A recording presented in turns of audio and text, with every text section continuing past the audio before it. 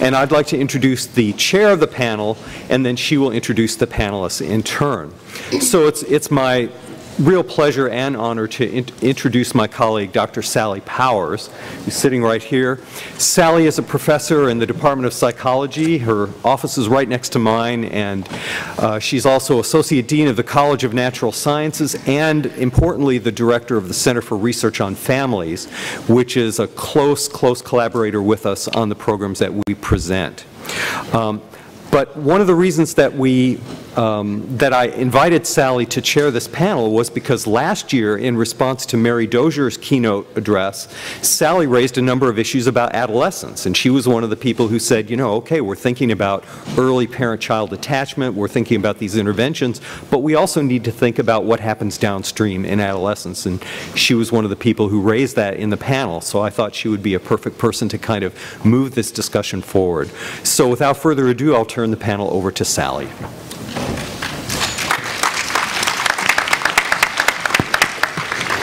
Thanks. It is really, truly an honor to be here today. And I am going to introduce now each of the panelists, because we're each going to be giving very brief thoughts, 5 to 7 minutes, about some of our research and how it connects to some of the themes that Megan has presented today. So rather than break it up each time, I'm just going to introduce everyone now, and then we can start a conversation with you. There will be, and I say a conversation with you because we're doing such brief presentations because we want to leave the bulk of the time, or a large part of the time, for questions and answers, and for that reason we've invited Megan up to the panel as well.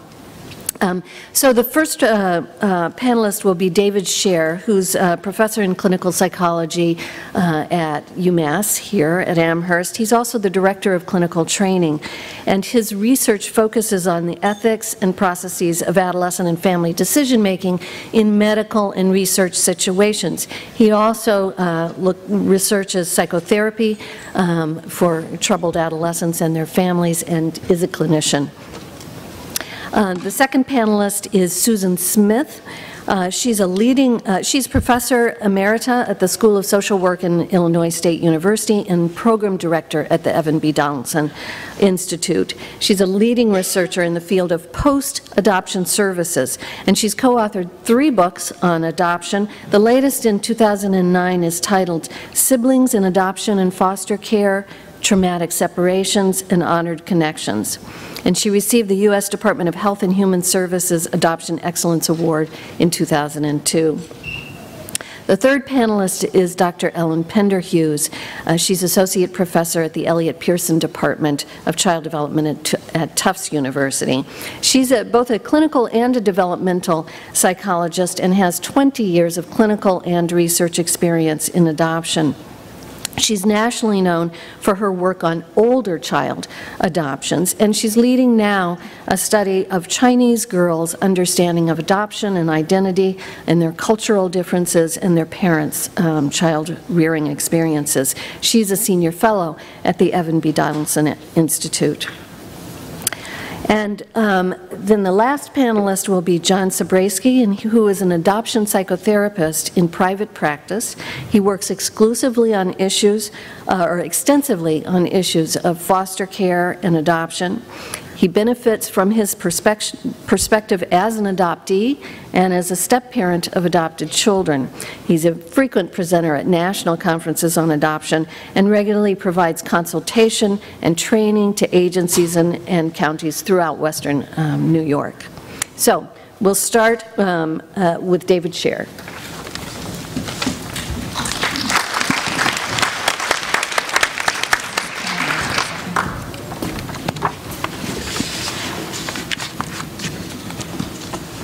Thank you, Sally.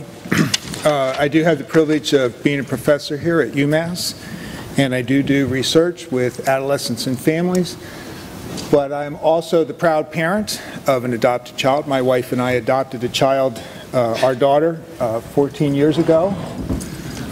That's what she looked like then. This is...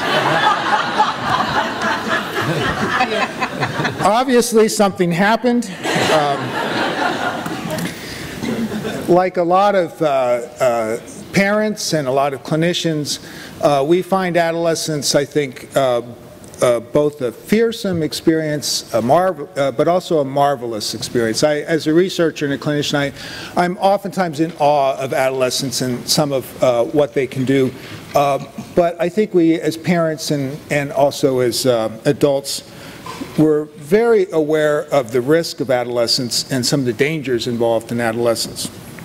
And I think one of the challenges, I believe, for those of us who are parents of adopted adolescents is really trying to tease apart what of what we're seeing about our children has to do with adolescent development. What would be kind of normative adolescent risk and adolescent misbehavior and adolescent change, and what is attributable to their adoption status. So as a researcher, we might ask, how does adoption status moderate and or mediate psychological outcomes? And I think that this is a really important question to ask, because on the one hand, we don't want to over-pathologize adolescence and adoption any more than we already do. And on the other hand, we don't want to miss opportunities, as we heard in the keynote address this morning, we don't want to miss opportunities to do psychological intervention with adopted individuals.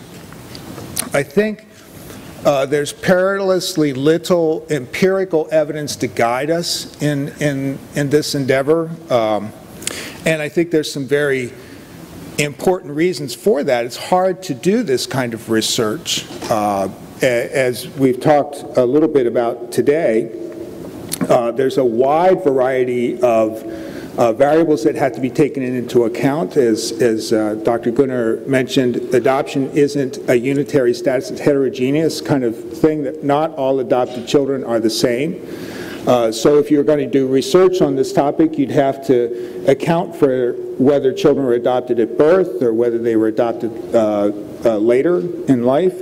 You'd have to take into account attachment status. There's certainly lots of children who are non-adoptive who have insecure attachment patterns. And maybe adopted children look better than those children do.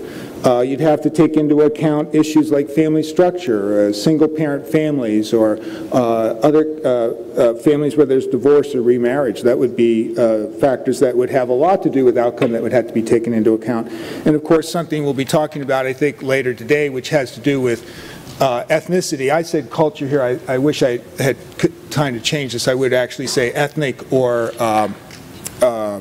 racial similarity or difference would have big issues as well.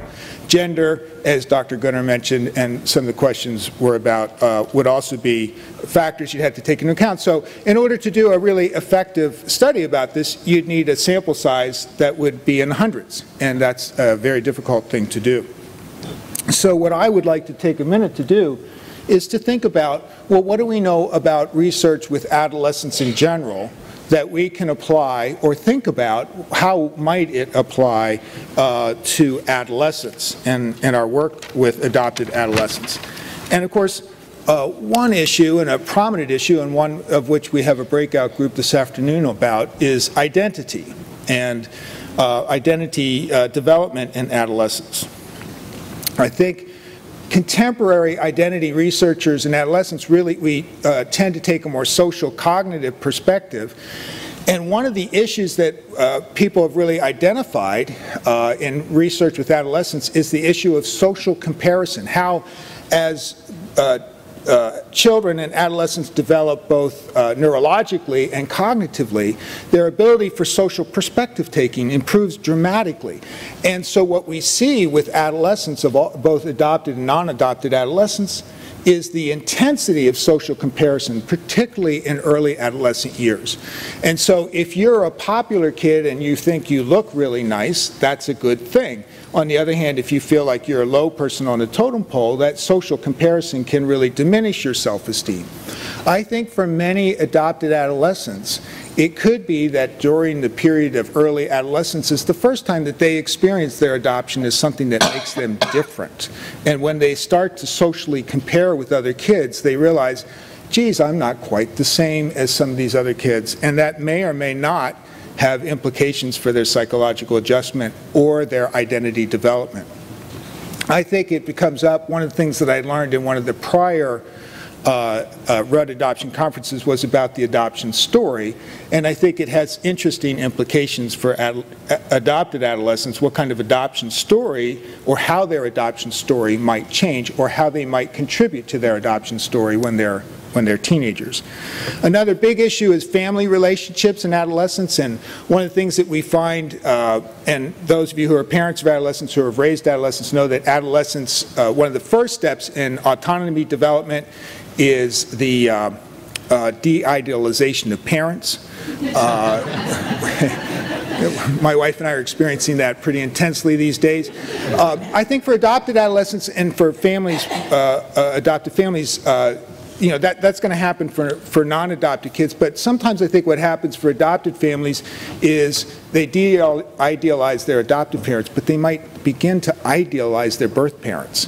And we had an experience about that recently with the ubiquitous genogram that my daughter had to do in a Spanish class, and she convinced us that, yes, when she did the genogram, there would be solid lines between my mom, her mom, my wife and I, and her, but by golly, when the genogram got done, we were a dotted line and her birth parents were a solid line. So we know that something's going on there in thinking about how she thinks about family relationships and how that might be difficult for her. And then lastly, as Dr. Gunnar mentioned, and we'll talk a little bit more about, is this notion of genetic expression. There's lots of genetic and gene expression that lies dormant during the childhood years that becomes much more active during the adolescent years, and I don't want to steal the thunder. I saw on the program today that there's a Bibiana Coe is here today who recently published an article on the issue about temperament and temperament mismatch with adolescents. So it's this whole idea that your adopted adolescent, they start to take on characteristics of their biological parents, and so there's this notion that the adopted parents come home to live with you, which is the idea that your adopted child begins to physically look like their adopted parents more, their birth parents more, but they also may take on temperamental characteristics that are more like their birth parents and less like you as adopted parents, and that's an